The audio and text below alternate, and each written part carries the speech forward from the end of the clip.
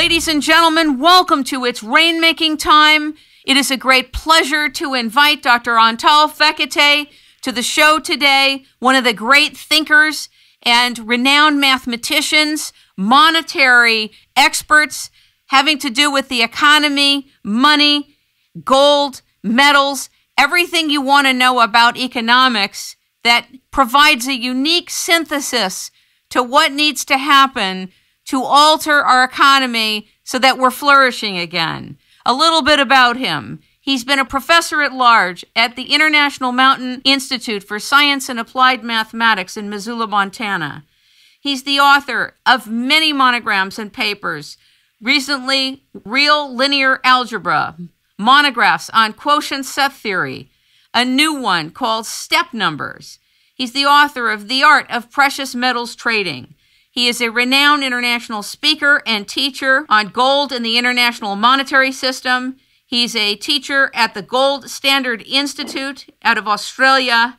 He's also taught at the San Francisco School of Economics in 2009, which was very well attended on money and banking. And he has 5 key points and universes of dialogue: fiscal and monetary reform, Real Bills Doctrine, discount versus interest, gold versus interest, and basis. Ladies and gentlemen, it gives me great pleasure to welcome Antal Fekete to It's Rainmaking Time. Welcome.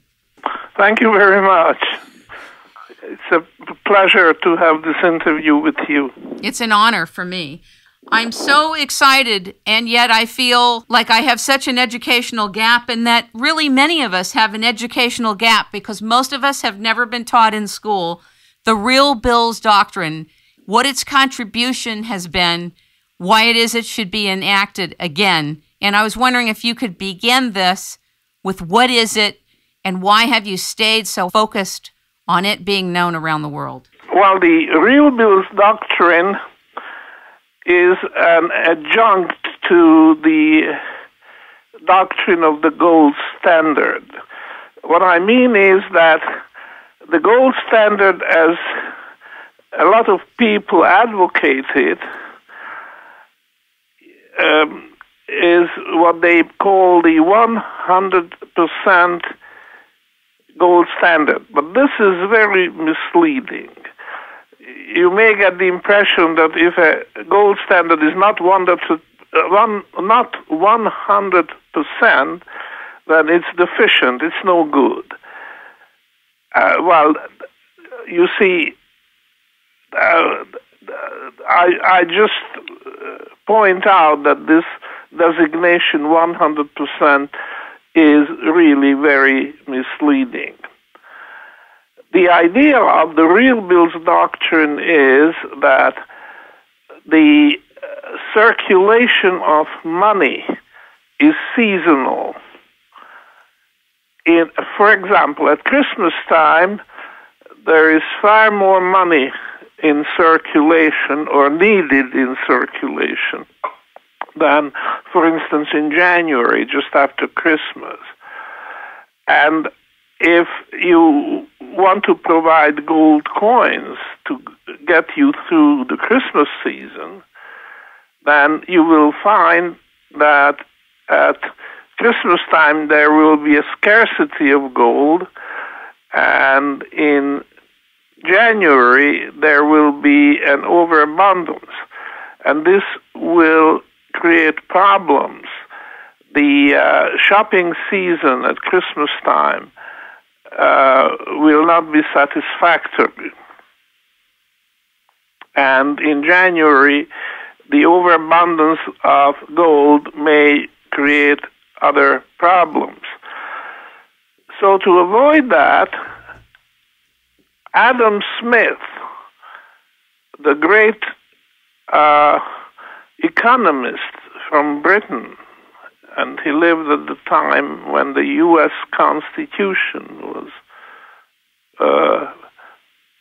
promulgated and signed and adopted. He wrote his famous book called The Wealth of Nations. And in this book, he worked out what today we call the Real Bills Doctrine. And what this means is that consumer demand and production for consumer demand has to be financed with short maturity real bills. In other words, for example, the wholesaler delivers the merchandise to the retail merchant, who will accept it and sign the bill. Is that like an IOU? Receive the merchandise, which is, however, payable not on delivery, but 91 days later. 91 is not a number pulled out of a hat, but it is exactly the length of the seasons of the year. So the merchandise is seasonal, it changes seasonally, and therefore the expectation is that it will be sold to the ultimate consumer within 91 days, which is the length of the season. If it cannot be sold during that period, then it probably won't be sold for a whole year until the same season of the year comes around again. But by that time, the taste of the consumer may have changed, and fashion may have changed, and a lot of other factors. So in other words, the merchandise is probably stale, and it can only be sold at a loss. So we are talking about merchandise and consumer goods in the highest demand, what people really will buy. And the volume of this merchandise has to be limited and matched by the demand which is expected. So this Real Bill Doctrine then demands that the merchandise should be moving at pace to the consumer. It cannot be, the real bill cannot be used to finance merchandise which is in store and waiting for the demand to pick up. It has to be on the go. It has this dynamics, and the dynamics creates the credit which moves the merchandise. But it has to be settled in gold at maturity. If it's not, then the person who signed the bill is going to suffer for it, because his bills in the future will not be accepted by the market. It will not circulate.